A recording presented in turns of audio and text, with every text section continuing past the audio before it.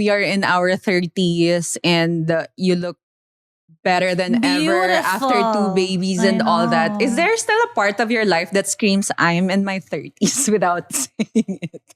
Meron ba? I don't know, but I'm excited for my 40s.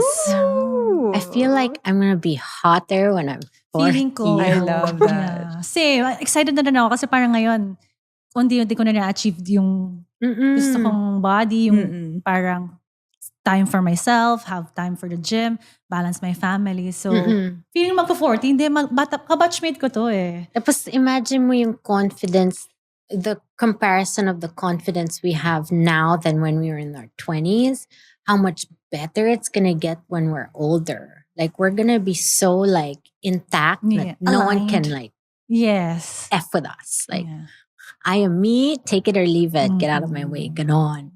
I'm excited for that. But do you think you're living the life that your younger self have always imagined? Yes, definitely. Because I've always wanted to be a mom, a wife. But back when I was younger, I had boyfriends, but I never really saw them as like the father of my children. Does that make sense? Like, you're in a relationship, you love the person, pero hindi mo sila napipicture as the parent of your children. Does that make sense? Talaga? Parang it makes you think na parang, bakit kami? Talaga? But weren't you were married before? Tama ba? Or mali ba ako? I forgot. I forgot sa chismis na mga... Hindi, wala akong alam. Or ibang tao na isip ko. It doesn't. Hindi ba? Totoo ba? No. You were not married before this? No. Okay. So, iba to. Ibang girl yun. Akala ko married ako. So, may partner ka lang. No? Yes, may partner lang. Long time. Okay. Pero, you did not see him. Yung in love ka, pero hindi mo nakikita na he can be a father of your... Pwede pala yun.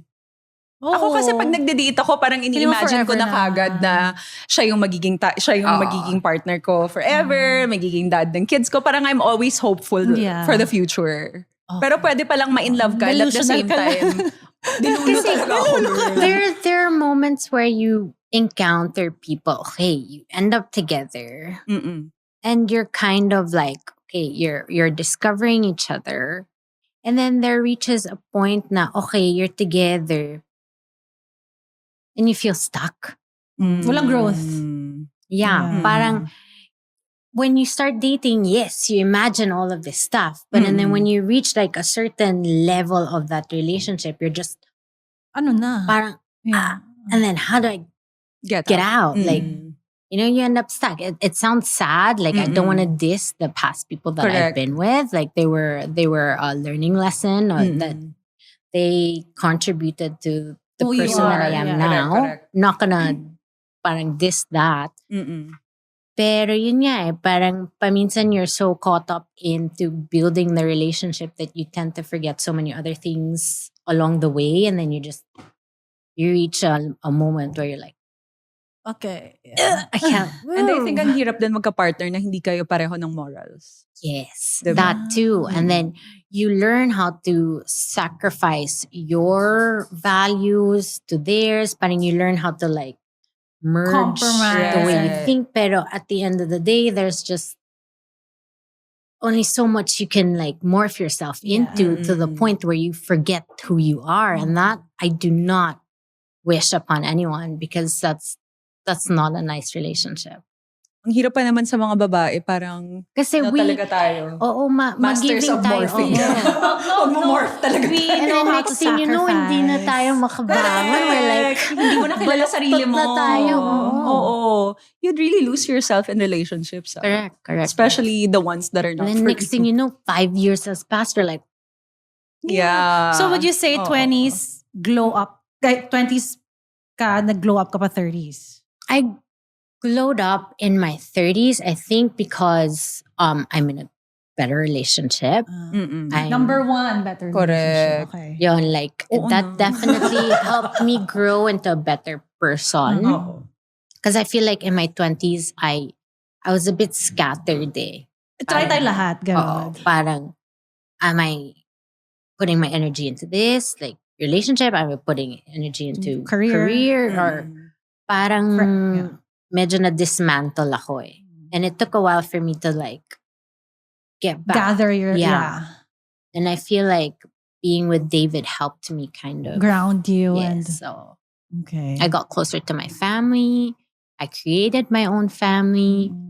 And it's important when you have the same values. And I think David kasi and I, we grew up with the same type of family background. So it was easier for us to adjust to each other.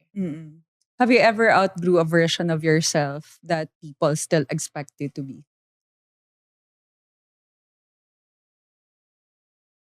I don't know. Because you were, at some point, before pandemic, talagang usap-usapan ka. Or I bet like now, nafe-feel ko mas gusto niya si 30s Gwen.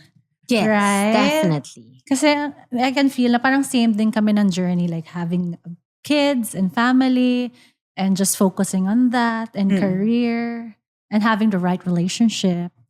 Diba? Oh, kasi coming back to, signing up with GMA again. And then, of course, people are expecting you to be, syempre siguro kung anong naaalala nila. Pero from the feedback so far, because I've been posting on Instagram, on TikTok, parang the comments that I've been getting now are actually quite uplifting. They're saying that how I'm prettier now. I'm Glow hotter up. now. Diba? Glow up. So I guess I just have to keep going and let's see where the rest goes. Because I think when you're really, truly happy inside, it shines through. No? Yung glow na hindi sa derma lang galing. Yung pero helpful din ang derma. Yes. Of course naman. Of course, ang laking tulong niyan. Pero I mean, it's a different kind of, it's the aura, it's the vibe, it's the, as soon as you step inside the room, it's a different kind of energy that you bring in the room when you are truly happy. Yes. And I'm happy for you. Yes. Thank you. Looking forward for more babies. Kasi that's so grabe, fun. ang ganda ng combo ng jeans nila. Ang ganda. Kaya Nakita ko tinatanong yung mo mga nga anak kanina, niya. so half ano na yung anak Oo nga. Pero nakita ko yung mga anak nila sa gym. Ko, sino tong mga beautiful children? Oh, beautiful. They're very Pero like, vibrant. siguro related ako sa'yo kasi for us, parang we have it all together, like pulled together. Parang our lives like, Pinterest board. Whereas they're like a pressure to like maintain it or like, is it, hard? Hindi naman pressure. Sa akin walang pressure. Kasi parang right now, who do we have to perform for, diba? In our 30s, since sabi mo nga na now you're more confident. Yeah, because now we're more focused on our joy, on making ourselves happy. It's no longer about the outside. It's more on like, we're locked in on our family, our husband, our kids, and then that's it. That's the joy. I swear, parang sarap ng feeling na, kahit sabihin mo you're in a bubble, pero diba, you have to protect that bubble kasi that's where your joy comes from. Where you give joy and receive joy. What are your big dreams for your kids? Yeah. Basketball din ba? And artista, Troy Bolton. Ayun si Troy Bolton. Sa High School Musical. Ay, diba? Hindi ko alam, sorry. Hindi si Troy, yung basketball player, tsaka artista. Okay. Yeah. I don't know. He plays basketball now, where I want him to play basketball because Is he tall for his age? yes, Okay, he's start tall na for yun. his age. So, what do I want for my kids? I just want them to be happy and good. I want them to be nice, respectful. And so far they are. So yun. And then the rest we shall How see. about the girl po volleyball? Ayun nga, yun ang iniisip namin. Or pwede. beauty queen. Both, pwede She's gonna be both. very tall. Kasi she's tall, The ha, dad's for 6'5". age, oo. 6'5", diba? Tama. Oo, 6'5". Oh, pag sa dumadating sa gym yun, parang, She's wow. gonna be like 5'9", 5'10". Hindi, sana 6 na lang. No, she's tall din eh. Gwen Kaya is pretty nga. tall. 5'4". Tall ba yun? Yeah. Oo, it's yeah. pretty- We're, it's, for standard. Filipinas, we're Oo. tall na. For our, The baby girl's gonna be Miss pero Philippines. volleyball. Pero si Michelle Gumabaw, di ba? Correct. Volleyball beauty Oo. queen. So, pwede. Gusto ko rin yung anak ko beauty queen eh. Or gusto niya mag-model. yung Papayagan bunso ba ko. ng dad? Gusto na mag-artista. Oo. Yun, gusto Lahat. yung papayag ka sa kids mo mag-artista. Papayag, pero kailangan nila muna Graduate. magtutunan mag-Tagalog. Yes. Nahihirapan tayo. Nakakaintindi sila pero hindi sila nakakasalita. Mm-mm. Like I taught our yaya to just talk to them in Tagalog. Mm-mm. So they definitely have the Tagalog.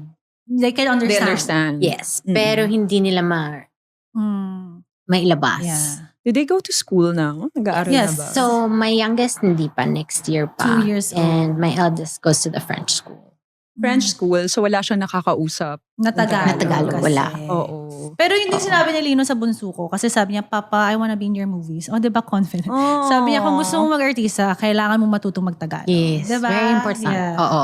Pero ngayon nakita ko yung card, 76 sa Pilipino. Nakakahiya! Oh my gosh! At least pumasa. Oh, pasangawa. Pwede na yan. So this summer, Filipino summer class ka, Lily. Hindi ba kayo nagtatagalog sa bahay? Ako. Kasi si Lino mas English. So ako na yung nagtatagalog sa kanila. Naku, ako ilonggohin ko siguro. Eh, inulonggo ko rin sila. Ano kayo? Why you kababayan? Oh, Ilongga. Ilongga Oo. kami. Ilongga, Yeah. Bisaya. Ang dami niyang kailangang pag-aralan. Half Filipino, Wow. half Ilongga. Ang dami nilang half eh. Correct. Oo.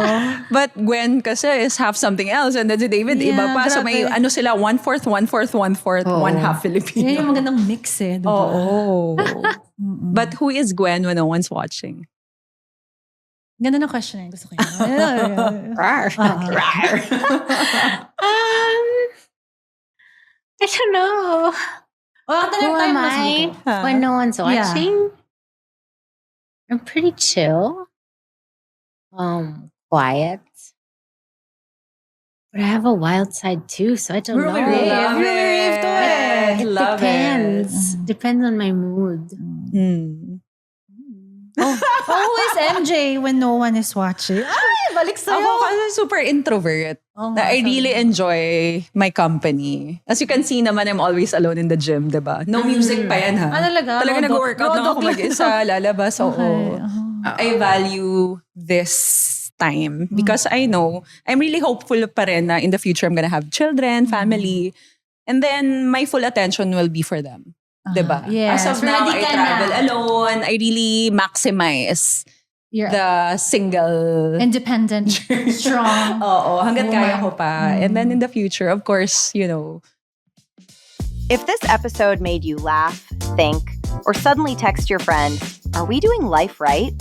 You're in the right place. Follow Trentitas so you never miss an episode. And share it with a fellow 30-something who's also balancing dreams, bills, and existential questions. Because let's be honest, nobody really knows what they're doing in their 30s. We're all just figuring it out. Stick around for more real talk, good vibes, and conversations that make adulthood a little less confusing. This is Trentitas, your hangout for surviving your 30s.